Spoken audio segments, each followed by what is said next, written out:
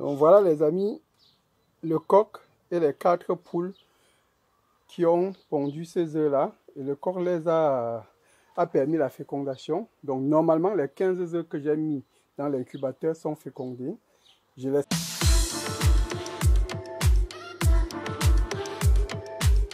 L'idée c'est quoi? C'est que lorsqu'il fait froid, ils vont... Bonjour, bienvenue sur la chaîne Réussir son business au pays. La chaîne qui va te permettre, à travers des exemples pratiques sur le terrain, de réussir ton projet d'investissement au pays. Ceci, quel que soit le domaine et le secteur d'activité. Et si tout se passe comme prévu, alors tu pourras prétendre à ton autonomie financière. Si tu es nouveau sur la chaîne, abonne-toi et clique sur la cloche de notification pour ne rien rater sur nos publications. Et pour ceux qui ne me connaissent pas, je suis Prince Nguépi, entrepreneur amateur dans le domaine agricole et élevage, entrepreneur amateur dans le domaine immobilier et entrepreneur professionnel dans le secteur de la business intelligence, communément appelé BI. Aujourd'hui, nous allons parler de l'élevage qui fait partie de nos secteurs d'investissement. Au mois d'avril, j'ai lancé le projet d'élevage de poules locaux. J'ai acheté 4 poules et un coq. Le but du projet était de produire des poussins, les élever et évaluer ce bilan test 4 mois après pour voir comment l'implémenter au pays. Aujourd'hui, 4 mois après, nous sommes au mois de novembre, je voulais faire un petit bilan avec vous et ensuite aller au pays lancer le projet. Regardons, depuis le mois d'avril où j'ai acheté nos 4 poules et un coq, où est-ce qu'on en est aujourd'hui? Après, on revient tirer les conclusions. Là, c'est le premier poussin qu'on a eu le 24 juin, donc maintenant c'est une poule, hein. Il a le 4 juin, donc le 24 juin, 24 juillet, 24 août, 24 septembre, et là on est le 13 octobre. Donc dans 2 semaines, cette poule-là aura 4 mois. Ça veut dire, dans 2 mois, elle va se mettre à pondre. Donc le bilan premier sorti, vous voyez là, l'autre qui est couché là-bas, malheureusement, lors de la première sortie, l'incubateur était mal protégé et celui-là est sorti en handicap. Ils étaient 4. Les 2 sont morts et les 2 survivants sont là. Et sur les 2 survivants, il y avait un qui avait été handicapé parce qu'il avait la grille qui avait coincé son pied dans l'incubateur. Mais elle se porte bien, cette poule-là, et malheureusement, elle a du mal à se déplacer, mais je l'ai aidé un peu. Par contre, l'autre se porte très bien, c'est ce que vous voyez là. Donc ça, c'était l'incubateur premier test.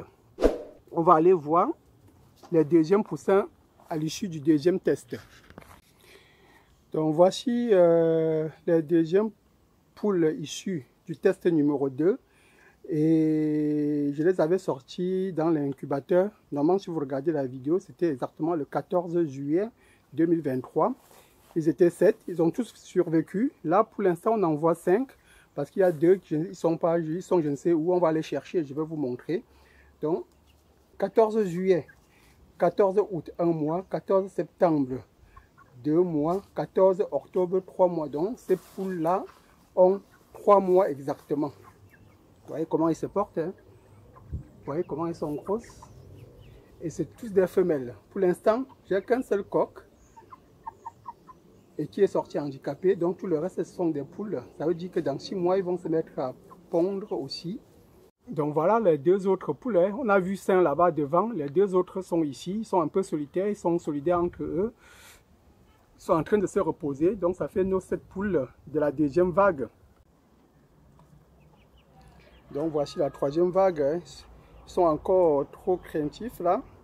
Donc voilà, les 3 autres ils sont ensemble, ils sont ressortis de leur trou. Et ça, c'est la 3e vague. Il y a eu 5 poussins. J'ai donné 2 à un ami. Hein. Il est venu quand c'était lundi. Elle est passée chez moi lundi. Lundi, on était le 9 octobre 2023. Donc, il a récupéré. Là, aujourd'hui, on est le 13. Ça fait déjà 5 jours d'ailleurs. Il faudrait que je l'appelle pour voir si elle se porte bien. Donc, il a récupéré 3. Il m'en reste... il m'a récupéré 2. Il m'en reste 3 là que je vais garder parce que je pense que l'année prochaine, je vais tellement produire d'œufs que si quelqu'un a besoin de poussins, je pourrais lui sortir aussi sa part de poussins. Il commande, je mets dans l'incubateur et il vient chercher. On reparlera plus tard. Donc voilà le nid. J'ai aménagé les nids ici sur la gauche et ils ont déjà commencé à pondre. voyez, j'ai aménagé 4 nids. Pour l'instant, je n'ai pas mis la paille ici. J'ai mis la paille dans les autres. Pour l'instant, j'essaie de les habituer à pondre ici à gauche. Et le soir venu, ils peuvent dormir là. Parce que je mets en hauteur toujours. Parce que la volaille est censée voler. Il faut que nos poules gardent leur réflexe d'oiseau. C'est pour ça que le nid est en hauteur. Ils peuvent monter et dormir là. Mais pour l'instant, j'ai constaté que le soir venu, eux, ils viennent essayer de dormir en hauteur ici en haut. Ce qui fait que le matin, il y a plein de fientes que je retire. Ce soir, je vais bloquer. Comme ça, ils seront obligés d'aller dormir à droite. Et j'ai constaté aussi qu'il y en a un qui n'est pas encore habitué à aller pondre dans les nouveaux nids. Donc, j'ai quand même gardé un nid dans l'ancien cage de l'autre côté qu'on va aller voir. Et comme ça, s'il n'a pas encore ce réflexe de venir pondre ici, elle va s'habituer progressivement. Vous voyez, c'est ici que les poules là venaient pondre avant. Donc j'ai détruit cet endroit pour construire l'autre. J'ai gardé le nid parce que j'ai constaté qu'il y en a un qui n'est toujours pas habitué à pondre de l'autre côté. Tout à l'heure, on a vu qu'il y avait 3 œufs dans le nid là. Et là, il y en a un. Ça veut dire qu'il y en a un qui n'est toujours pas habitué. Donc je vais l'isoler progressivement pour qu'elle regagne l'autre cage. Comme vous pouvez voir ici, je suis en train de détruire cet abri-là. Il dormait ici à droite et il y avait les nids ici à gauche. Là, je suis en train de détruire pour les déménager de l'autre côté, comme vous pouvez le voir. Mais je garde un nid pour qu'il s'habitue progressivement. Et là, vous voyez, il y a un œuf. Voilà, voilà. Comme vous avez pu constater aussi par vous-même, 4 mois après, ma cour est inondée de poules. Les premières vagues ont 4 mois et demi. Les deuxièmes vagues ont 3 mois et demi. Et les dernières vagues ont à peu près 2 mois et demi. Donc, durant ces 4 mois-là, dans un premier temps, lorsque les poules ont commencé à pondre, je n'ai pas mis dans l'incubateur. C'est-à-dire tous les œufs du mois de mai, je les ai consommés. Et on a lancé le premier incubateur le 24 juin. Et on est parti sur 15 œufs. On a eu 4 poussins.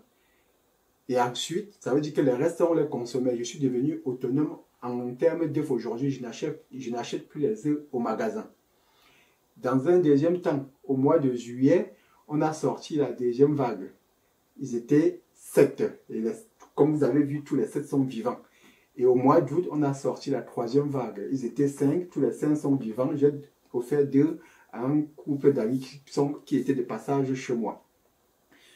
Bilan du projet, c'est que je vois exactement qu'est-ce qu'il nous faut pour implémenter ce projet-là au pays. Maintenant, où trouver les vraies races comme celles que nous avons ici au pays. Donc, j'ai 2 solutions. Je suis en train de réfléchir et le moment venu, on refera une vidéo pour vous montrer comment je vais implémenter ce projet-là au pays ou bien comment je suis en train de l'implémenter.